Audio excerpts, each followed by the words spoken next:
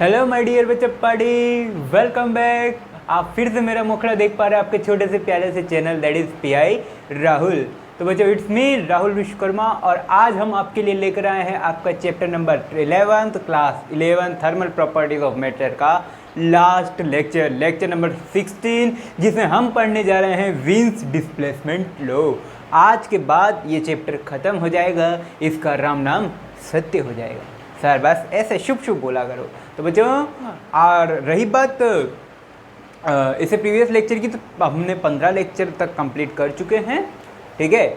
और जितनी भी अब जो है बच्चों, इस थर्मल सीरीज का नेक्स्ट चैप्टर हम स्टार्ट करेंगे, ठीक है। नेक्स्ट टर्न पर हम नेक्स्ट चैप्टर स्टार्ट करेंगे, that is thermodynamics chapter number 12 class 11, ठीक है। और रही बात इम्पल्स सीरीज की फॉर दिस चैप्टर, तो मैं अपलोड करूँगा लेकिन कुछ टाइम के बाद, अभी नहीं। वो तो उसमें से थोड़ा सा कुछ टाइम लगेगा क्योंकि नंबर ऑफ़ क्वेश्चंस उसमें ज़्यादा है, तो मुझे वो टाइमिंग के हिसाब से अरेंज करने पड़ेंगे। तो वो टाइमिंग थोड़ा सा अलग टाइमिंग होगी, बट ऑब्वियसली जब भी होगा मैं आपको लिंक प्रोवाइड करवा दूंगा।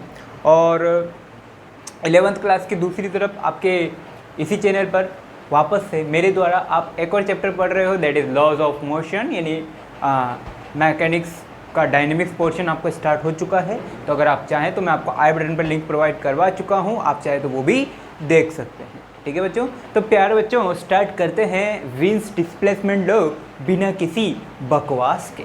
चलो, ठीक है। सर आपका मुखड़ा देखने थोड़ी आते हैं हम तो जो कमेंट में बबीता है ना, उसको मिलने आते हैं। बच्चों पता लगे बबीता लड़की नहीं लड़का निकले, तो थोड़ा सा ध्यान से, ठीक है। ओके, सो स्टार्ट करें wins displacement law. Wien's displacement law. क्या दिखाई दे रहा है क्या बच्चों यार? ओह माय गॉड, बिल्कुल क्लियरिटी से दिखाई दे रहा है, ठीक है।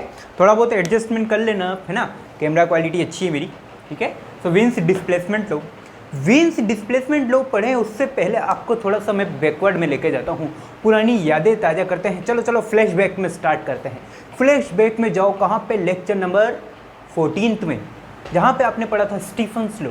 मैंने आपको अच्छे से प्रॉमिस किया था, मुझे अच्छे से याद है, मैंने आपको प्रॉमिस किया था कि मैं आपको तीनों लॉज अलग अलग लेक्चर में पढ़ाऊंगा ताकि आपको अच्छे से समझ में आए। तो मैंने तीनों लॉज के लिए अलग अलग लेक्चर लेकर आए हैं, जिसमें आप अच्छे से क्वेश्चंस भी करेंगे पर्टिकुलर लॉज वाइज, और उसे हम समझेंगे भी, ठीक है बच्चों। तो बात करते हैं विंस डिस्प्लेसमेंट लॉ की। उससे पहले मैंने आपको बोला कि आप फ्लैशबैक में जाइए, कहाँ पे? Stefan's law, lecture number 14। बच्चों वहाँ पे हमने देखा ब्लैक बॉडी का रेडिएशन, है ना, वो किससे रिलेटेड था? ब्लैक बॉडी के रेडिएशन से रिलेटेड था, ठीक है। स्टीफन भाई साहब ने क्या सोचा? ब्लैक बॉडी का रेडिएशन करवाया। तो वहाँ पर बात हुई थी कहीं ना कहीं बच्चों एनर्जी की। अब ज़्यादा बात कर रहे थे, किसकी बात कर रहे थे बच्चों? एनर्जी की, याद है? हाँ करेक्ट है सर, है ना। Energy emissivity is directly proportional to T की power 4 is equal to sigma T की पावर 4, इस तरीके से कुछ आपने यहाँ लिखा था। वर्ड क्लियर है?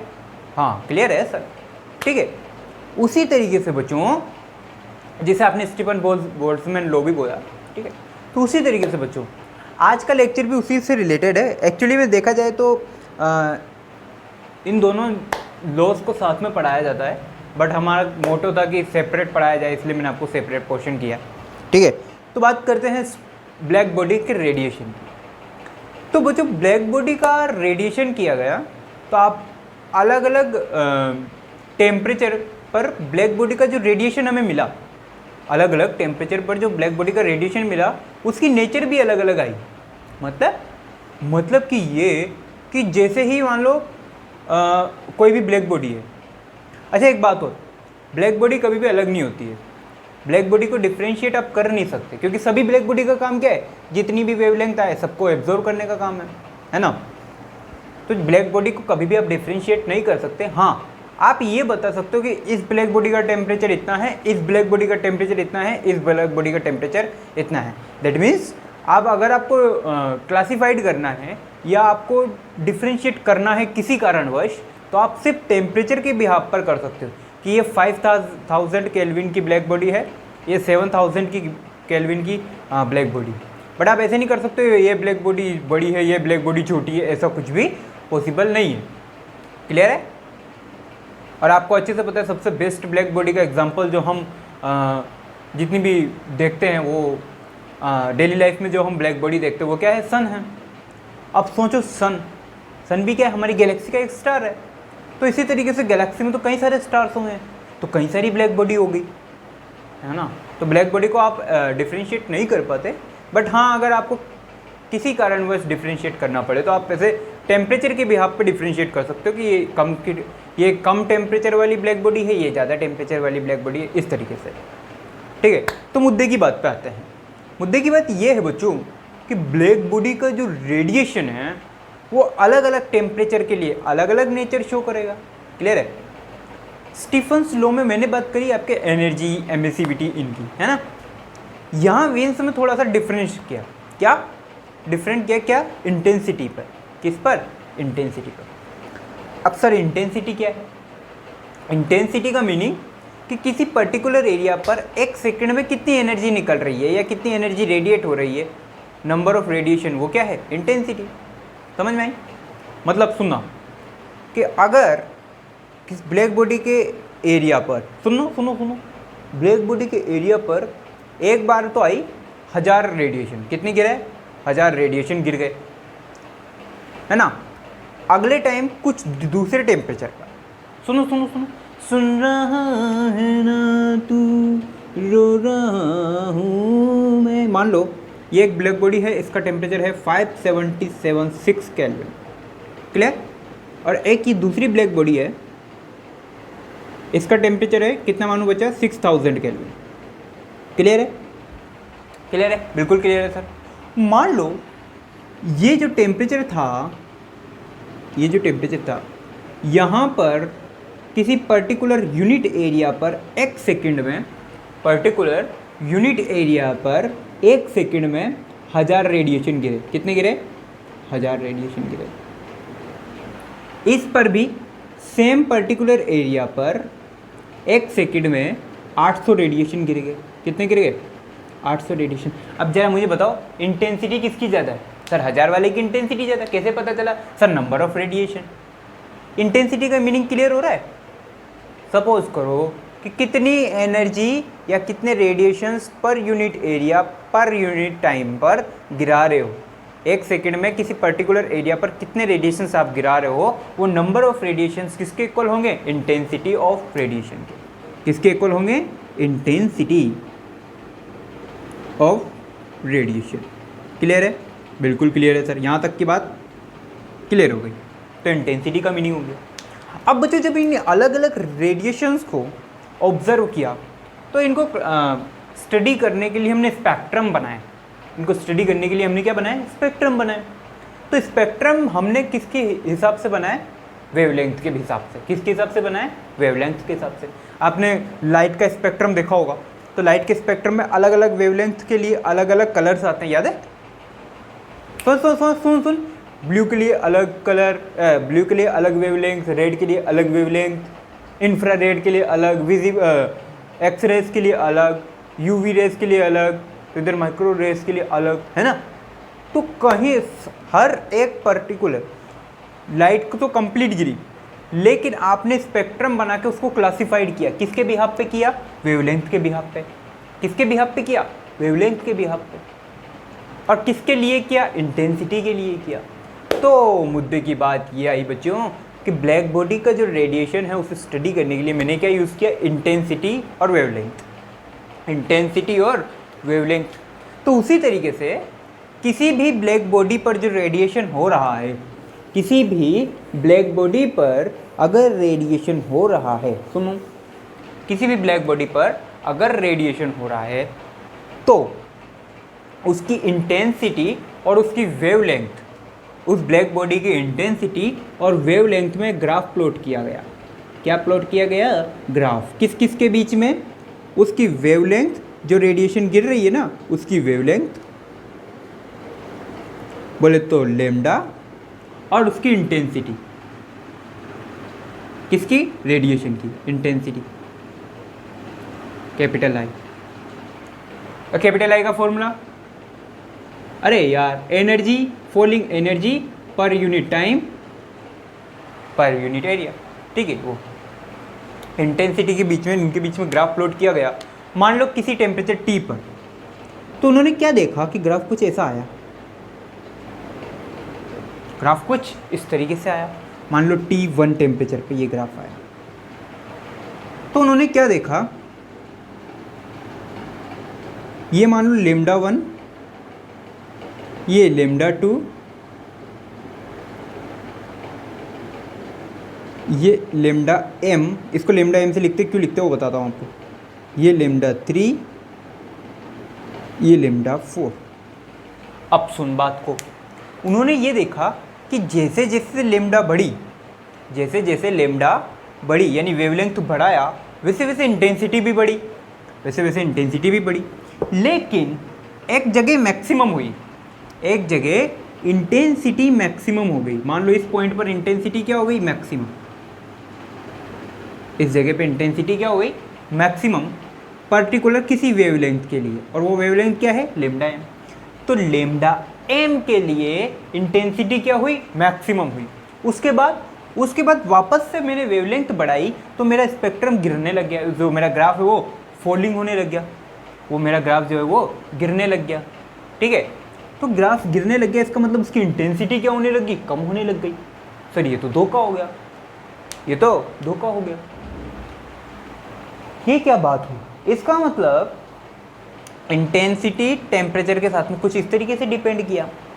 लैम्डा एम मैक्सिमम वेवलेंथ नहीं, लैम्डा एम का मीनिंग मैक्सिमम वेवलेंथ नहीं है।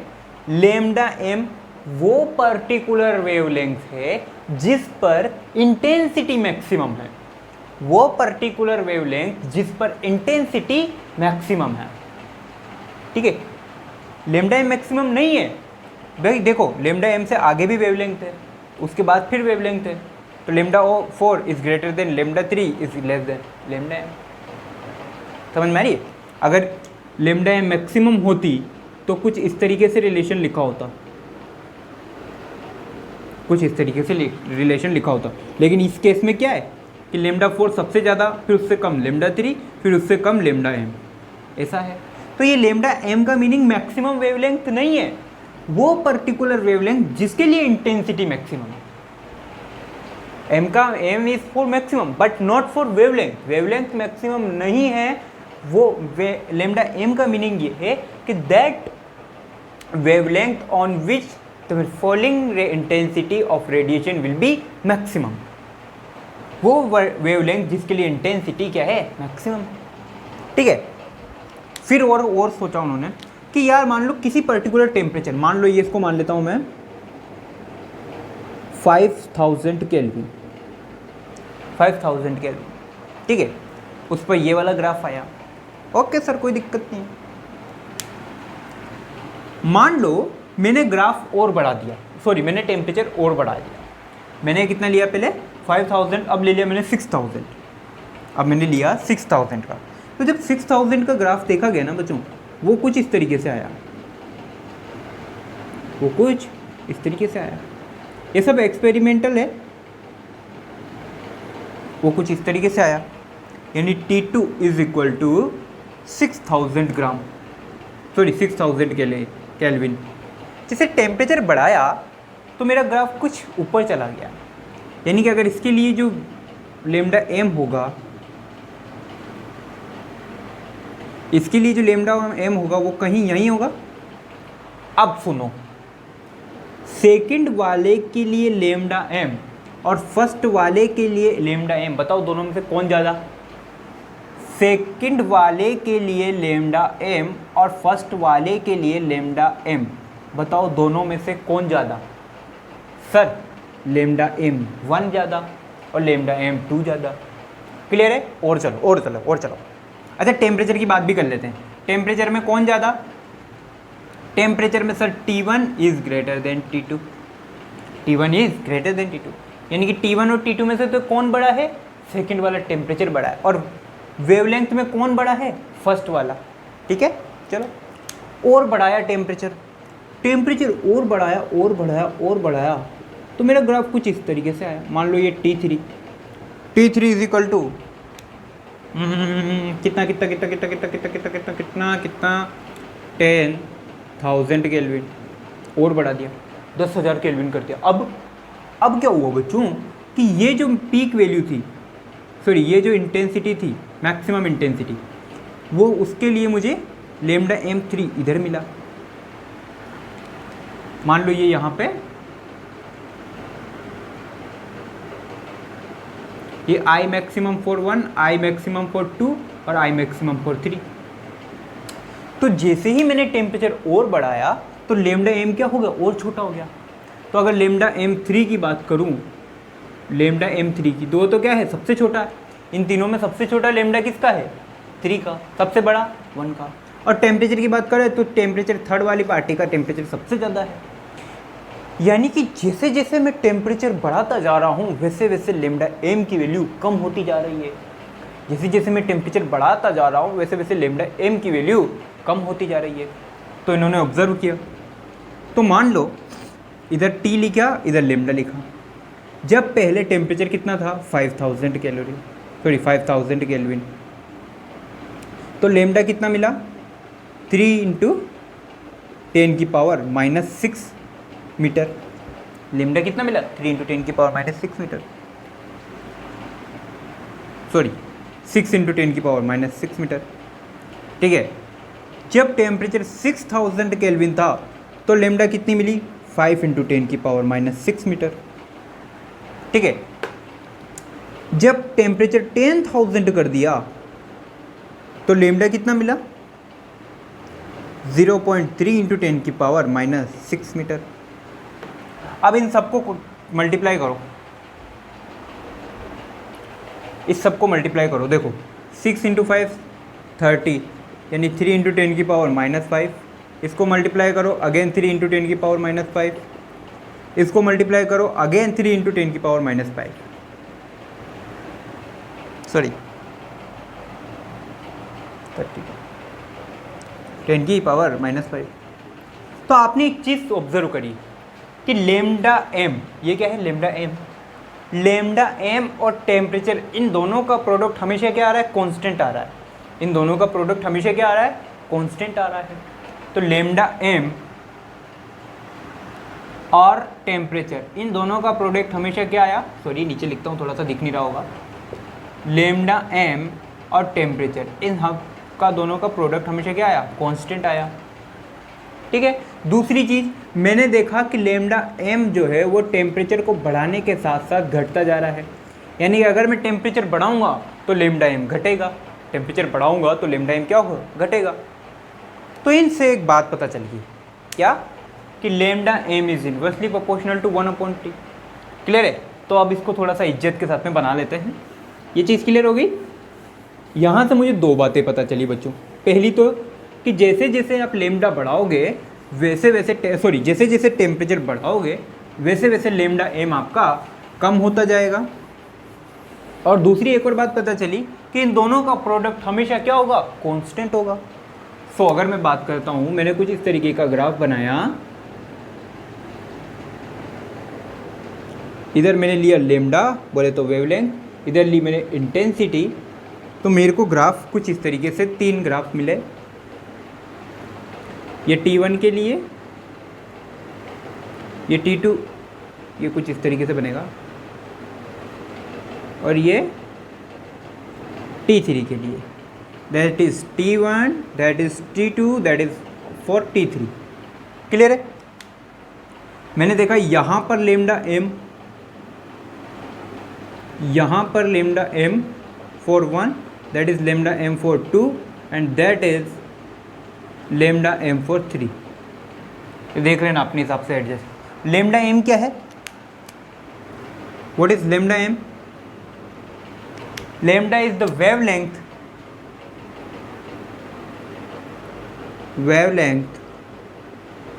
फॉर विच, जिसके लिए इंटेंसिटी क्या हो, मैक्सिमम हो, for which intensity of falling radiation, of radiation ऐसे लिखते हैं, of radiation is maximum. Wavelength जिसके लिए आपकी वेवलेंथ जिसके लिए आपका रेडिएशन क्या हो, मैक्सिमम हो, वो लेमडा एम है। दो चीज़ मैंने ऑब्जर्व करी, क्या सुना, पहली तो मैंने करी कि लेमडा एम और टी इन दोनों का प्रोडक्ट, इन दोनों का मल्टीप्लिकेशन हमेशा क्या होता है, कांस्टेंट होता है। ठीक है। एक और चीज़ मैंने ऑब्जर्व करी कि lambda m is directly proportional to 1/t। ठीक है, प्रोपोर्शनलिटी हटा के इक्वल टू लगा दो, so lambda m is equal to b/t। b क्या है, एक कांस्टेंट है जिसे बोलते हैं विन्स डिस्प्लेसमेंट कांस्टेंट। इस b को क्या बोलते हैं, Wien's displacement constant. b is known as Wien's displacement constant. Clear है। इसकी वैल्यू होती है 2.989 into 10⁻³ kelvin metre, kelvin into metre. Clear है। तो इसे आप ऐसा भी लिख सकते हो, लेमडा एम इंटू टी, इन दोनों का प्रोडक्ट कांस्टेंट है जिसकी वैल्यू क्या है, बी। तो सॉल्यूशन के बाद में क्या मिला आपको, बी की वैल्यू 2.98 इंटू 10⁻³ केल्विन मीटर। ठीक है बच्चों। अच्छा, अगर बी की डायमेंशंस की बात करें तो, बी की डायमेंशंस की बात करें तो बी की डायमेंशंस भी निकाल सकते हो। क्या जगह दिख रही है कि नीचे बिल्कुल दिख रही है। बी की डायमेंशंस बोलो भाई। लेमडा की डायमेंशन L1, टेम्परेचर की डायमेंशन θ1, खत्म। θ1 की जगह K1 भी लिखा हुआ होता है, कोई जगह कोई दिक्कत नहीं। ये होगी आपके विन्स डिस्प्लेसमेंट लो। अच्छा, इसे विन्स लो तो बोलता है, विन्स डिस्प्लेसमेंट क्यों बोलते हैं, क्योंकि देख जैसे जैसे आप टेम्परेचर बढ़ाते जा रहे हो वैसे वैसे इस ग्राफ का जो ये मैक्सिमम इंटेंसिटी वाला जो पॉइंट है, ये पॉइंट लेमडा एम, ये क्या है, ग्राफ जो है शिफ्ट होता जा रहा है। ये ग्राफ देख कहाँ होता जा रहा है, शिफ्ट होता जा रहा है, किधर, शॉर्टर वेवलेंथ की तरफ। तो as we increase temperature of black body then the graph shift towards shorter wavelength। और यही रीज़न है कि ये क्या मतलब शॉर्टर वेवलेंथ की तरफ ये ग्राफ शिफ्ट होता जा रहा है, उसकी तरफ डिस्प्लेस्ड होता जा रहा है, इसलिए इसे विन्स डिस्प्लेसमेंट लॉ बोलते हैं। खत्म। डिस्प्लेसमेंट लॉ क्यों बोलते हैं, उसके पीछे कोई बड़ा रीज़न नहीं है। तो आपको पता है कि ये जो पीक वैल्यू है ये क्या हो रही है बच्चों, लेमडा एम शॉर्टर वेवलेंथ की तरफ जाता जा रहा है। ये देखो पहले यहाँ था, फिर यहाँ शिफ्ट हो गया, फिर यहाँ शिफ्ट हो गया, तो छोटी वाली वेवलेंथ की तरफ ये शिफ्ट होता जा रहा है, इसलिए इसे विन्स डिस्प्लेसमेंट लॉ बोलते हैं। खत्म। ठीक है। अब बच्चों अगर मैं बोलूँ यहाँ से हम क्या चीज़ निकाल सकते हैं, इसकी इंपॉर्टेंस समझते हैं। पहले यहाँ तक कॉपी करो, इसकी इंपॉर्टेंस समझते हैं। अच्छा बच्चों, तो इससे विन्स डिस्प्लेसमेंट लॉ से मुझे एक हिंट मिल गया, क्या, कि अगर मुझे ज़्यादा इंटेंसिटी की रेडिएशन इमिट करनी है तो मुझे क्या करना पड़ेगा, उस ब्लैक बॉडी का टेम्परेचर बढ़ाना पड़ेगा। तो जितना ज़्यादा टेम्परेचर होगा उतनी ज़्यादा इंटेंसिटी की रेडिएशन बढ़ेगी। क्लियर है। तो इससे ये बात पता चलेगी कि अगर टेम्परेचर की बात करें तो टेम्परेचर बढ़ाने पर उसकी इंटेंसिटी भी क्या होगी, बढ़ जाएगी।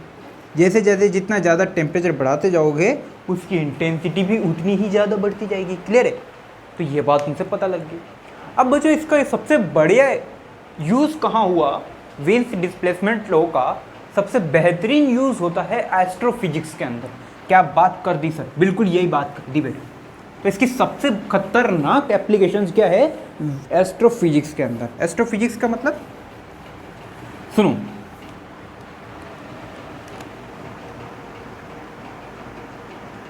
यूज्ड इन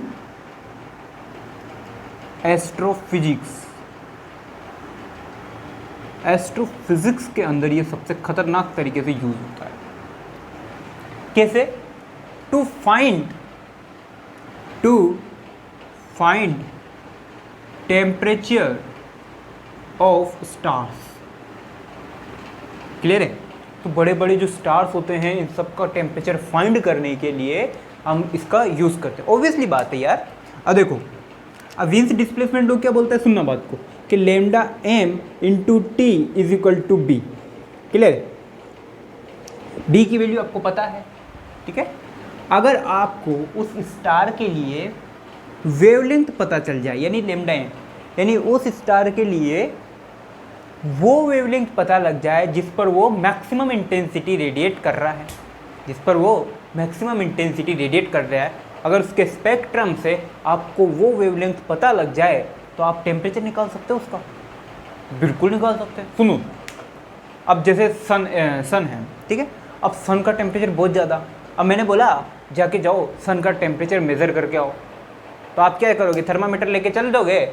नहीं ना भाई, ऐसा तो नहीं कि थर्मामीटर लेके चले गए सन के ऊपर और सन के ऊपर जाके थर्मामीटर लगा दिया, बोले सर टेम्परेचर इतना। अरे भाई ऐसा पॉसिबल है? नहीं है।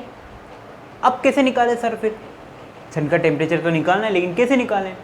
तो उसका स्पेक्ट्रम निकाला आपने सबसे पहले तो, और उसके स्पेक्ट्रम में सबसे एग्जांपल ले लेते हैं, फॉर सन, ठीक है। तो सन के लिए जो उसका स्पेक्ट्रम निकाला तो उसकी जो वेवलेंथ आई वो थी 501.7 नैनोमीटर। ये वो वेवलेंथ है जिसके लिए, ये वो वेवलेंथ है जिसके लिए आपकी जो इंटेंसिटी है वो मैक्सिमम है, जो इंटेंसिटी है वो मैक्सिमम है। बी की वैल्यू आपको पता ही है कितनी है, 2.989 इंटू 10⁻³ मीटर केल्विन, ठीक है। ये वैल्यू रख दो, सन का टेम्परेचर आ जाएगा, वो आएगा 5776 केल्विन लमसम, इतना कुछ होता है। एग्जैक्ट नहीं आएगा, एग्जैक्ट नहीं आएगा, क्योंकि एग्जैक्ट स्पेक्ट्रम आप सन का प्राप्त कर ही नहीं सकते। हाँ बस अराउंड जरूर आ जाएगा। और वैसे भी एग्जैक्ट कब आएगा, एग्जैक्ट टेम्परेचर कब पता लगेगा, जब ब्लैक बॉडी क्या हो, आइडियल हो। और अगर आइडियल ब्लैक बॉडी नहीं है तो परफेक्ट टेम्परेचर आएगा क्या? नहीं आएगा। तो जितनी ज़्यादा वो ब्लैक बॉडी इमिट करेगी या रेडिएट करेगी, जितनी ज़्यादा आइडियल होने की कोशिश करेगी, उतना ही ज़्यादा आपका टेम्परेचर आएगा, उतना ही एक्यूरेट आपका टेम्परेचर आ जाएगा। लेकिन आइडियल ब्लैक बॉडी पॉसिबल नहीं है, और अगर आइडियल ब्लैक बॉडी पॉसिबल नहीं है तो उसका आइडियल टेम्परेचर भी फाइंड आउट करना पॉसिबल नहीं है। इसी तरीके से किसी और स्टार का, जैसे अल्फा सेंचुरी ए है। अब सर अल्फा सेंचुरी ए क्या चीज़ है? तो अर्थ के पास का जो सबसे नियरेस्ट जो स्टार है उसका नाम है अल्फा सेंचुरी ए, ठीक है। उसका टेम्परेचर कितना है? उसका टेम्परेचर भी लगभग इतना ही है यार, 6000 केल्विन के समथिंग कुछ इतना ही उसका टेम्परेचर होगा यार, लगभग 5570, मतलब इतना ही है, लगभग 5790 या 80 केल्विन के आसपास, इतना उसका टेम्परेचर है। किसका? Alpha Centauri A. ये क्लोजेस्ट स्टार है, क्लोजेस्ट स्टार टू अर्थ। उसके बाद आता है अल्फा सेंचुरी बी, ठीक है। तो ये क्लोजेस्ट स्टार है, तो उसकी वेवलेंथ अगर आपको पता लग गई तो उसकी भी आप क्या निकाल सकते हो, टेम्परेचर निकाल सकते हो। तो ये मतलब सोचो, जो स्टार्स है, जो सन है, ये सब काफ़ी लाइट ईयर्स डिस्टेंस पे है ना। तो अब जाके आप टेम्परेचर थर्मामीटर लेके चल दिए साहब, मुझे तो क्या करना है, स्टार का टेम्परेचर मेज़र करना है। अरे भाई स्टार का टेम्परेचर कहाँ मेज़र करेगा, वैसे टेम्परेचर बहुत ज़्यादा है, 5776 केल्विन, कितना ज़्यादा है। और उससे ज़्यादा ये भाई साहब बैठे स्टार 5790 केल्विन, कितना ज़्यादा। अरे तू पहुँच भी नहीं पाएगा वहाँ जाके, तू टेम्परेचर मेज़र करने की बात कर रहा है। तो ये टेम्परेचर मेज़र कर सकते हैं, लेकिन कब? जब उसकी लाइट का स्पेक्ट्रम हम निकाल लें और हम स्पेक्ट्रम में ऑब्जर्व करें कि कहाँ पे मैक्सिमम इंटेंसिटी आ रही है। जहाँ पे मैक्सिमम इंटेंसिटी आ रही है ना, उस वेवलेंथ को लो और उसमें फॉर्मूला लो। तो सबसे बेहतरीन इस्तेमाल विंस डिस्प्लेसमेंट लो का होता है एस्ट्रोफिजिक्स के अंदर। और अभी भी बहुत सारे साइंटिस्ट हैं जो गैलेक्सी की नए नए स्टार्स को खोजते हैं, सर्च करने में लगे हुए हैं, ठीक है। और नए नए स्टार को सर्च करके उनका टेम्परेचर फाइंड आउट करना है, ठीक है। तो वो किसका यूज़ करते हैं? विंस डिस्प्लेसमेंट लो का यूज़ करते हैं। तो सबसे बेहतरीन यूज़ कहाँ होता है? एस्ट्रोफिजिक्स के अंदर होता है। क्लियर है बच्चों? तो बच्चों ये था आपका विंस डिस्प्लेसमेंट लो। इसमें कोई खास क्वेश्चन आपके आता नहीं है ना। तो आज का लेक्चर अपन यहीं फिनिश करते हैं। दूसरी बात, थर्मोडायनेमिक्स का थर्मल जो सीरीज चल रही है आपकी 11th की, इसका नेक्स्ट चैप्टर है थर्मोडायनेमिक्स। वो मैं आपको नेक्स्ट टर्म से वही चैप्टर स्टार्ट कर दूंगा। और पैरेलली 11th क्लास का इंग्लिश मीडियम का एक और बैच चल रहा है जिसमें हम न्यूटन्स लॉ ऑफ मोशन पढ़ रहे हैं। तो दोनों चैप्टर पैरेलल चल रहे हैं, ठीक है। तो आप चाहे तो वो भी देख सकते हैं। और उस चैप्टर का लिंक मैं आपको आई बटन पर प्रोवाइड करवा देता हूँ, या आपको एंड स्क्रीन पर भी दिखती है, मिल जाएगा। तो आप वहाँ जाके टच करके भी उस वीडियो को देख सकते हैं। तो बच्चों तब तक पढ़ते रहिए, पढ़ाते रहिए और ऑल दी बेस्ट।